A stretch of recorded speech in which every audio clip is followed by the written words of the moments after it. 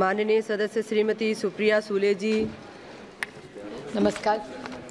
मैं आपकी आभारी हूँ कि आपने मुझे आज वक्त दिया। मेरे निर्वाचन क्षेत्र बारामती लोकसभा में पूना का बहुत शहरी एरिया आता है आणि पुणे, सातारा आणि कोल्हापूर या संपूर्ण भागामध्ये प्रचंड पाऊस आणि अतिवृष्टी झाली आणि काल रात्री प्रशासनाच्या माध्यमातून पाणी धरणातून सोडण्यात आलं। तर माझी एवढीच विनंती आहे की पाऊस झाला ते कुणाच्याच हातात नसतं, पण पाऊस पडल्यानंतर सरकारने पाणी सोडायच्या आधी नागरिकांना काहीतरी कळवायला तरी पाहिजे होतं, भोंगा तरी वाजवला, काहीतरी अलर्ट करायला पाहिजे होतं। आणि त्याचबरोबर जेव्हा सरकारला माहिती होतं ऑरेंज किंवा रेड अलर्ट आहे, तेव्हा पुण्याच्या नागरिकांना आधी का नाही सांगण्यात आलं? कारण का आज संपूर्ण वारजे, सिंहगड रोड, पुण्याचा अनेक भाग, पिंपरी चिंचवड असेल किंवा पुणे शहर असेल, त्याच्यात अनेक घरं, शाळा, कॉलेज सगळे पाण्याखाली आलेत, लोक प्रचंड अडचणीत आलेत। माझी केंद्र सरकारला विनंती राहील की NDRFच्या माध्यमातून यांनीही महाराष्ट्र सरकारला पॅकेजची आणि सहकार्याची मदत करावी। पुणे प्रचंड अडचणीत आज आहे आणि फक्त पुण्याचा भाग नाही,